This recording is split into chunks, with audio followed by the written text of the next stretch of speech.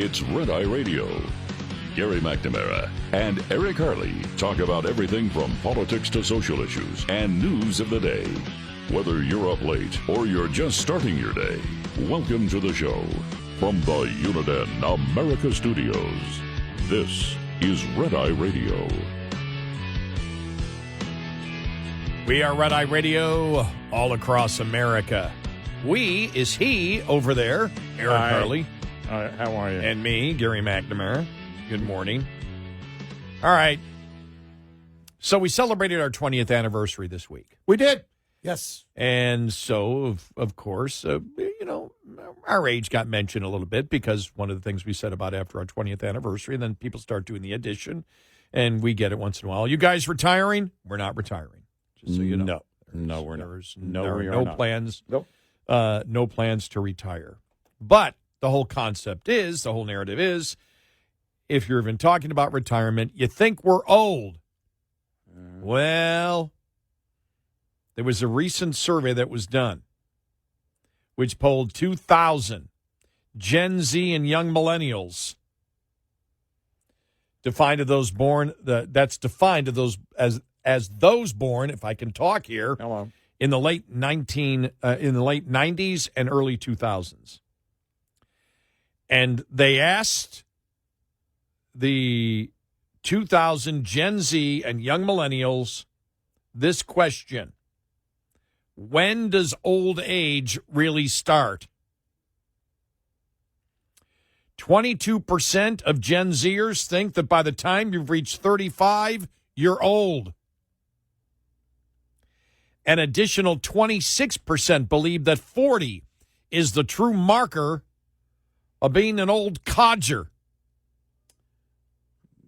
Thus, almost half of Gen Z thinks that anything over the age of 40 is old. Now, let me tell you something. And then they write here, look at this here. Meanwhile, only a quarter of people tend to go gray after 40. Yeah. Admittedly, a sizable 31% of Gen Z respondents reportedly believe that you're old when you hit 60. This disproportionately large percentage So I'm not quite old yet. of Zoomers who believe old age begins at 35 is likely due to a generational fixation on youth, fast-paced trends, and appearance, some say. Well, if I'm old, then you're a baby. But you're babies. I'm leaving. Did that seem bitter enough, or like a totally emotional response? I'm canceling my tour. Eric and I are permanently canceling our show due to the weather. Due to the weather. Democracy dies in darkness, and so does Red Eye Radio. Democracy dies in a thunderstorm. Exactly. Oh my gosh. Yeah. I feel like Gen Zers tie a lot of their identity to their youth and look at millennials as the elder wise men and wise women. And while I do appreciate that, I'm also just like, we're only like 5 years from being where you are, said one man who was interviewed, a 34-year-old. So Gen Z is 13 to 28 years old. Yes. You get to be 35, they believe you're old. Almost half of Gen Z thinks that. Okay, so I'm trying to think of when I was 30 when I started this show. Going back to when I started at WBAP in 96.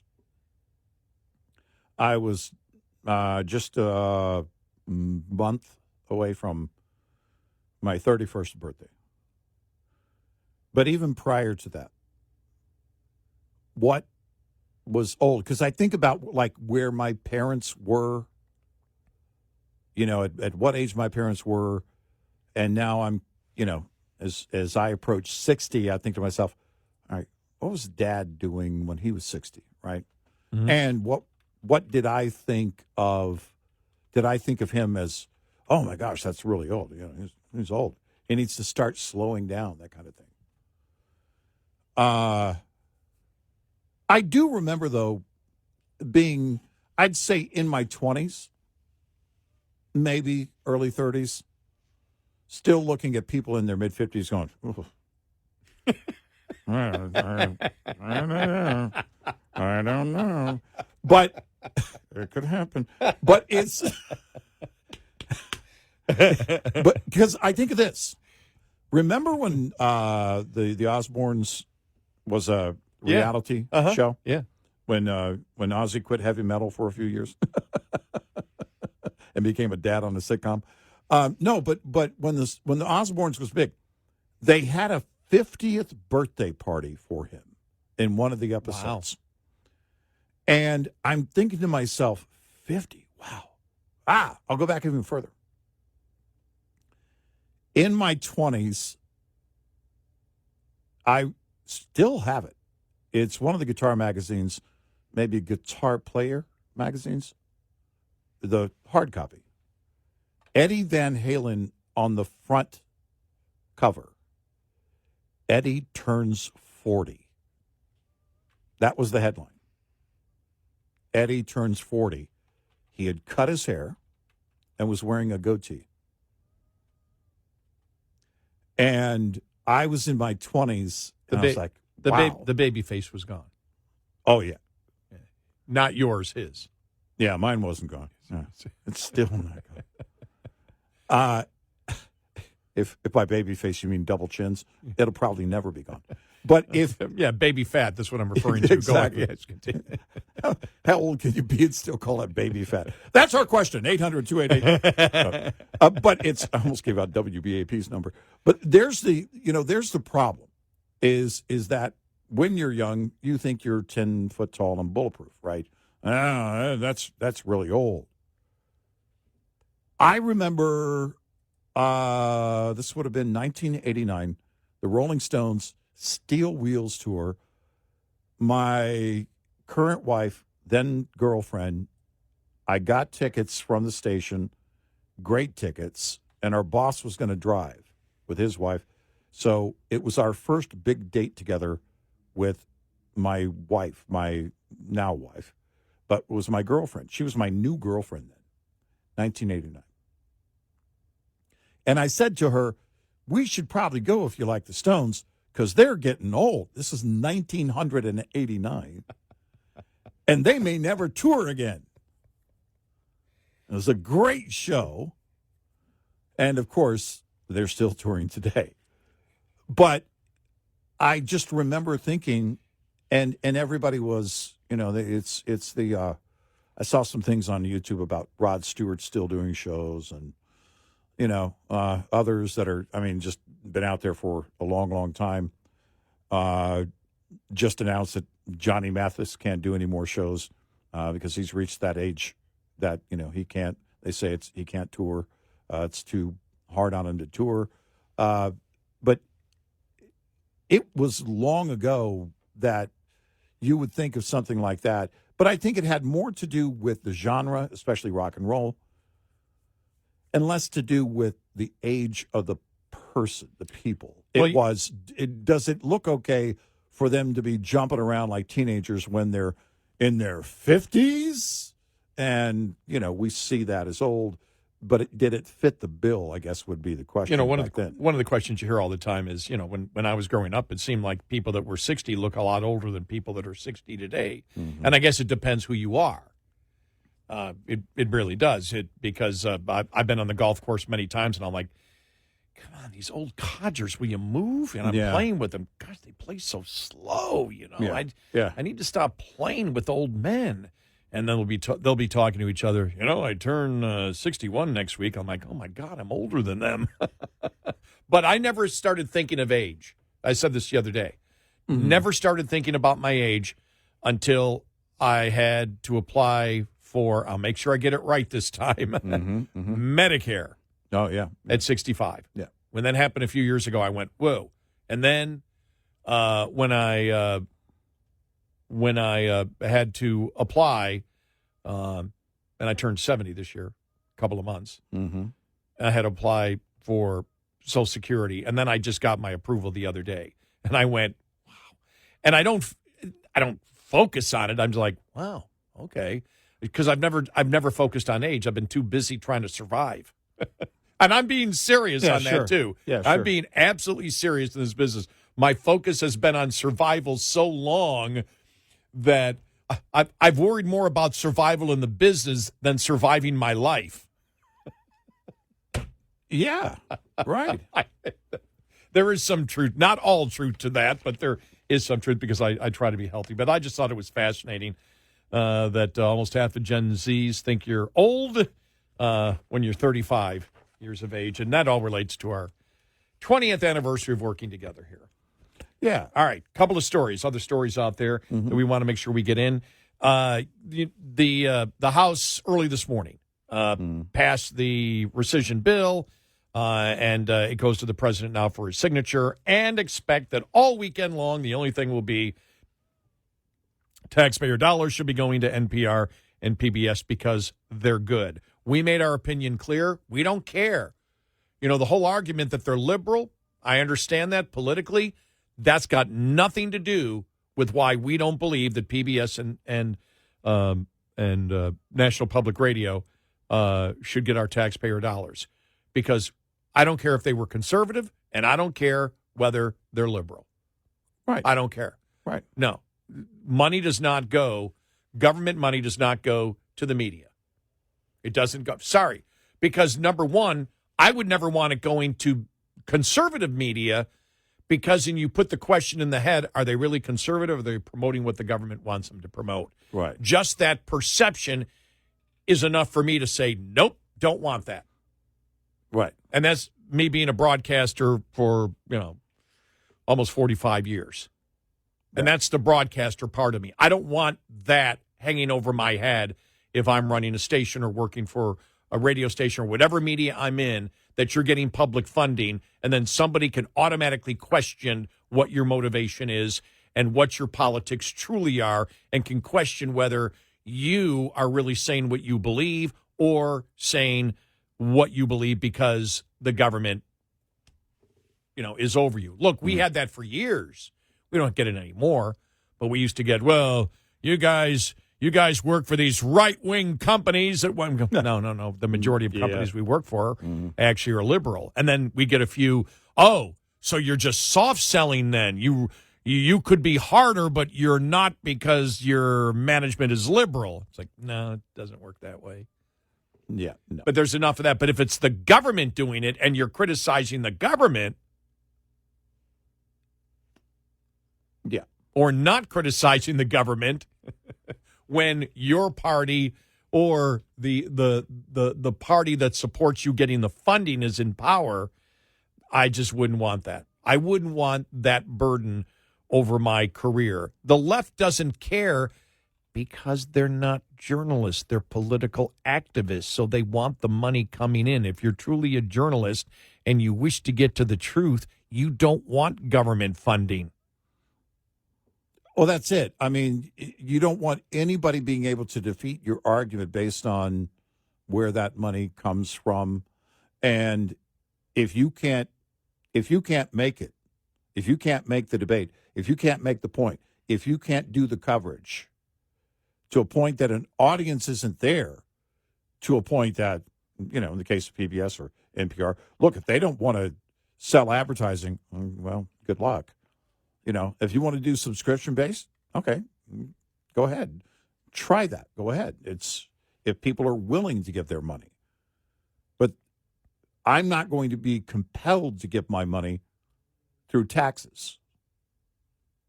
If I decide to, phone in, make a pledge, get that Peter, Paul, and Mary cassette box set, all right, fine.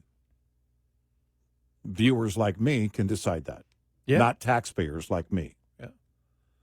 It's not to say that they don't have good programming. I watch a lot of things. They've got good programming. I have watched some things. I haven't lately. Tone it down a little bit. There are, over the years, certain episodes of Nova or, whatever comes. I was thinking of, was it Richard Attenborough? I found a fire ant mound yesterday. The incredible ant. It's been here for a long time. And I'm thinking I'm doing this voiceover. But I love those types of, like, documentaries and everything else. Every once in a while, there's a good one on PBS. NPR's done some things over the years, but it's all part of this big, you got to be in the game. And I don't care what your convictions are or motivations are. And remember, you mentioned Nova. Nova was the one that did the program that Denzel Washington on the Pelican Brief figured out why that all happened. Oh, that's right. Oh, wait a minute. That was all fake. Oh. Never mind. Sorry. 866-98 Red Eye. This morning's USDA Farm Report is brought to you by House Products. Tested, trusted, guaranteed since 1920. A voice from the field, silenced after a battle with cancer. I started the farm department in 1969 and then sales and everything along with it because I've always sold advertising along with farm broadcasting. Mike Perrine may be best known by listeners for his work on various Midwest and national farm radio stations and networks.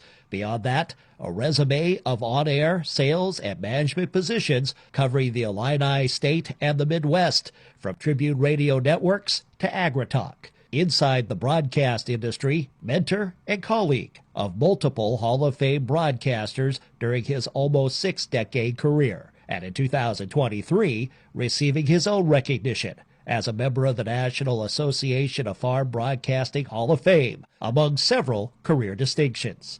Mike Perrine was 83 years old at his passing this week. I'm Ron Bain reporting for the U.S. Department of Agriculture in Washington, D.C. This report brought to you by Cenex Fuels and Lubes.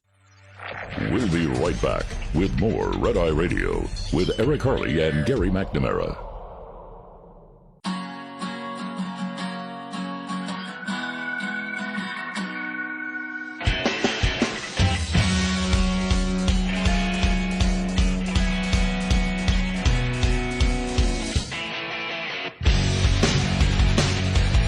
Red Eye Radio. He's Eric. I'm Gary. Welcome. All right. The Trump administration pulls the plug on $4 billion from California's Train to Nowhere project. This is from Fox Business from the other day. We never got to it yet.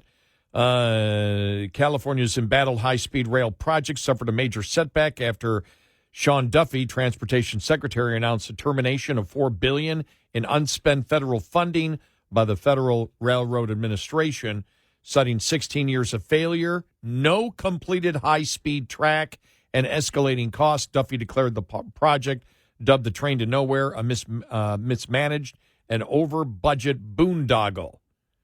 It's a canoodled boondoggle. This is California's fault. Gavin Newsom and the complicit Democrats have enabled this waste for years. Federal dollars are not a blank check. They come with the promise to deliver results, Duffy said in a statement, which is good. My God, how inept. Think about that. Yeah. How absolutely inept. But yet, he's still there. Newsom, yeah. Yeah. Well, as we have said, people used to say, well, the politicians aren't doing the will of the people. Yeah, they are. Yeah, they are. Newsom's doing what the majority of voters in California want. Look, he survived a recall. Yeah, look, I know we're talking, our listeners in California, we're not talking about you. Right. But the majority of Californians like the insane ideas of the Democratic Party. Yeah, it's just amazing, but it's real.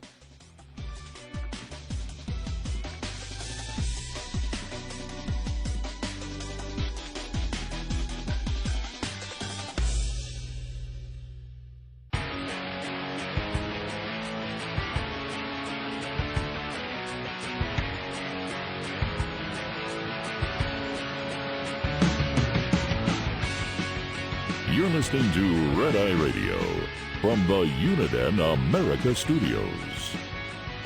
And he's Eric Harley, and I'm Gary McNamara. Download our Red Eye Radio app today, and you can listen when and where you choose. Hey, we're at July 18th here. Yeah. Isn't this about the time that Colin Kaepernick's agent comes out and says he's all ready, he's been working out, and he's ready at age 97 to be part of the NFL again? Hey, this kid's rather. I'm ready. Let's see if it happens, because a lot of training camps start here in the next week. So I haven't heard anything from Colin Kaepernick's camp. He's been working out, and he's ready to go. Yeah, is he? Uh-huh. Is he really? Now, here's something for you. Isn't that 10 years old? Almost. Yeah. Almost 10 years. Yeah. Was it 2016 or 2015? I thought it was 2015. By the way, I went to Wikipedia and put in Colin Kaepernick, went to Google Colin Kaepernick. You know what comes up as his title? Huh? Colin Kaepernick, American civil rights activist. Yeah. Nowhere in there does it say football player. Now, in the first description, it says he's an American civil rights activist and former professional football player. Oh, former. How dare they? That's, How dare they assume that he's done? That implies he's not ready to go now. And he's ready. We've heard it. Well, then Mainly from him. Then again, he is over 35. Oh, wow. That's old. I just heard that on the radio. That over 35 is really old. Right? Yeah, I'm just... Actually, for football, it is. Wow. All right, then. Okay, I remember, it might have been 2016. Why do I think it was 2015? No, it was 2016. Yeah, I was thinking 2016. Yeah, okay, 2016, I guess. All right, okay. All right. So, 9 years. Wow. I'm sorry, time's just going too quickly. No, it really is. Because now when I say 2016, I want to insert 100 there too. 2016. All right, so this week you've had Democrats talking about it. Yeah. You've on podcasts former mainstream media people, Mark Halprin, for example, talking about where the Democratic Party is going. And part of it's because of Mamdani. Yeah. And I'm ready to play the audio cut, and I'm looking. Oh, my gosh. I'm looking at the banner on Fox. Commie Mamdani is coming for your home. But it's Mark Halprin, because one of the questions over the last couple of weeks, and everybody's asking it, even Democrats, where are the Democrats going? The latest, what was it, the CNN poll? It was 29%, record low of favorability for Democrats. Yep. Favorability at their record low, 29. It's never been that low since they've been taking it, I believe, since 1992. And here's Mark Halprin, for example, on the situation, because it's a huge question. You know, where are the Democrats? We know where the Republicans are going. You know, on the issue, on 90% of the issues, you know where the Republicans are going. Yeah. Yep. You have no idea, except the fact that they seem to now be rallying around, Mamdani and as much radicalism as possible. And when you look at it, if you're being intellectually honest, if you're not playing the partisan game, the leaders of the Democratic Party are AOC, Bernie Sanders, and my congressperson. Those we don't speak of. To go back to the movie The Village. Yes, those of whom we do not speak. Right. For people that don't know, Jasmine Crockett, by 3 blocks, is my representative in Congress. That's why you've taken the color blue off of your property. You don't want to send up an alert. Oh, no. It's forbidden. The forbidden color. No, I've got to change. My favorite, I have spotlights on my house that go different colors. Yeah. And I had it red, white, and blue last week. Right. Or whatever it was for 4th of July. Mm-hmm. And I put them on blue. If you go by my house right now, it's all blue. Good work. I didn't even think about that. Nice. Now I've got to change it to That's red. your support for the Democrats. Way to go, Gary. Somebody should get a picture of that. It's my support for Jasmine Crockett. Oh, my gosh. It's a brick house. The red, all red doesn't look good. I had it red. I did have it all red for Valentine's Day. Oh, good. But now, is that out of love or anger? bitterness. Bitterness. Valentine. It's a bitter red. Angry red. All women have done is screw me over my entire life. Yeah. Right, At the concerts you go to, they have the anger cam. No,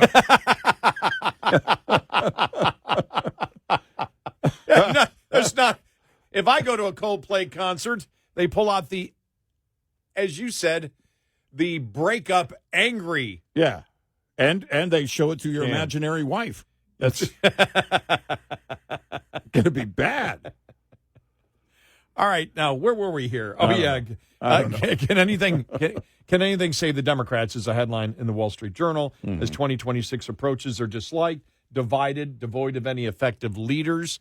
But they do have leaders, and this is Mark Halprin talking about it on Fox News the other day. Right. Democrats are going to have to decide, what do they want to be when they grow up? What kind of party do they want to be? And I'll tell you, it takes a lot of political skill, energy, and courage to stand up now to the extreme wing of the Democratic Party.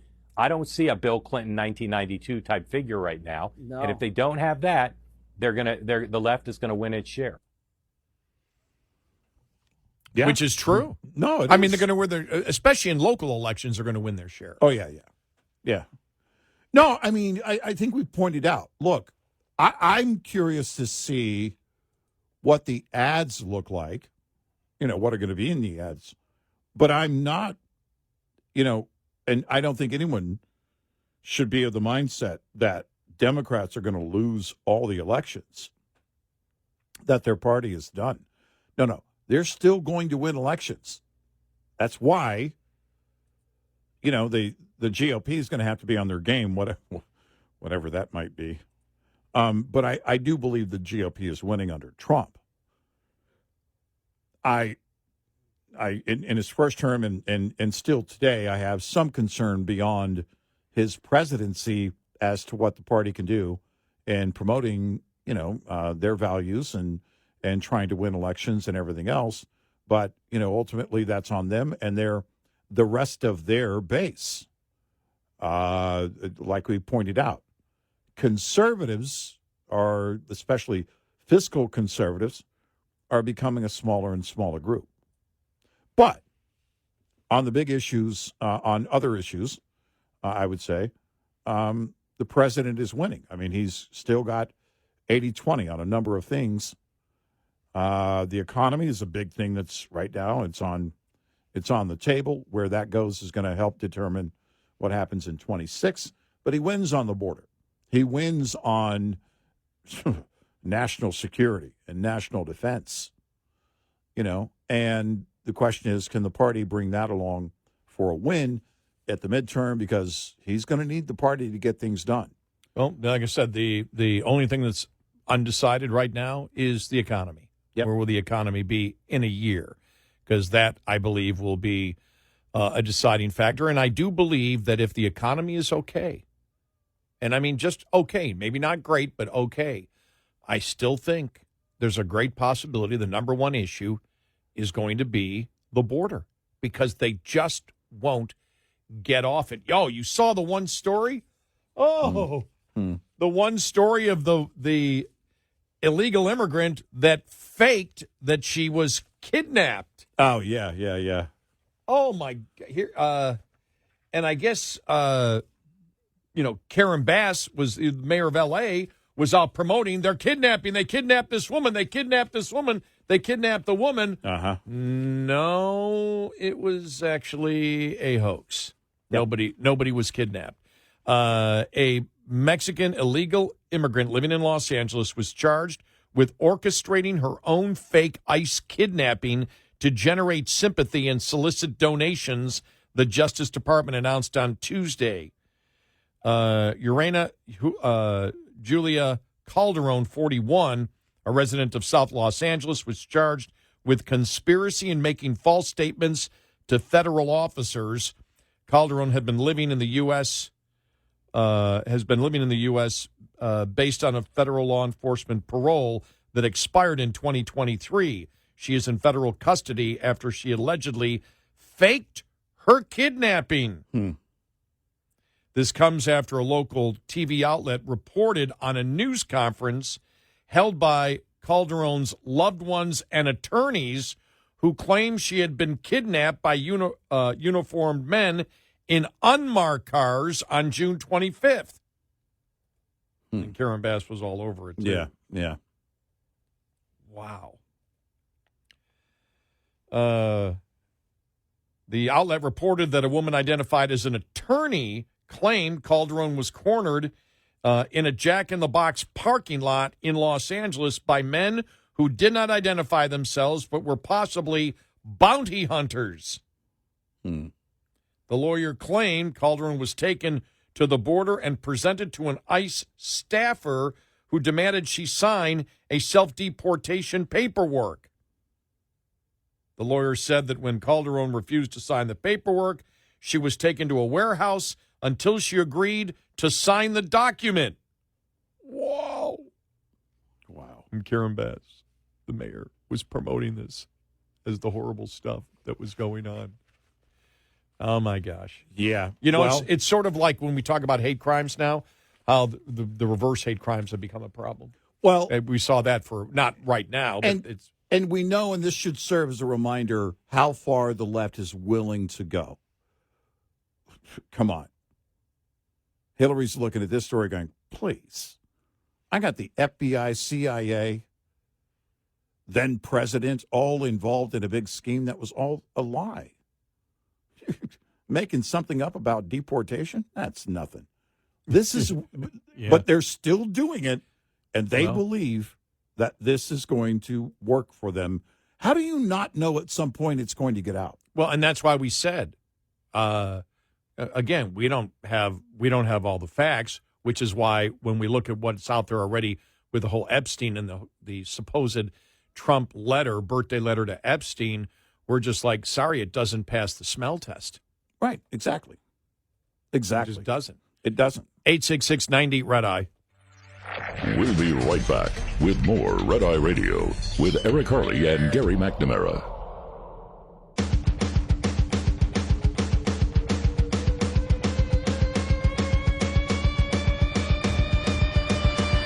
It's Red Eye Radio. He's Eric Harley and I'm Gary McNamara. No wonder Democrats are bummed out about the whole PBS thing. Yeah, why? The whole PBS NPR thing. Well, with, Colbert being canceled, they can't make it in commercial television. They can't make it, they can't get public funding. Nobody's watching their podcast. Liberal talk radio failed. Remember that? Yeah. They had, well, let's put it, they had a liberal podcaster and lost him, and now are screaming, why can't we have a Rogan? You had a Rogan. You had Rogan. That's the best. We need to get a Joe Rogan. You had a Joe Rogan. Well, you look at the signs that fewer and fewer people are tolerating the angry left, the radical left. And I think Jamie Dimon, because he's a CEO. Oh, yeah. And because you have to be very diplomatic when you're a CEO of a company. And he's also on the left. So he would always be very well, blah, blah, blah, blah, blah, blah, blah. We don't like messy kind of thing because he's a CEO. But recently it's like, these people are morons. and that was a line that had not been crossed. You're right. Because think about it. Chase is the largest bank. Mm-hmm. They're massive. And he's the CEO. And he felt comfortable saying that. I know. He said did he say their ideas are crazy or insane? Yeah, insane. Yeah. He goes, look, I have friends and I love them and respect them, but they're crazy. That was a big deal, I think.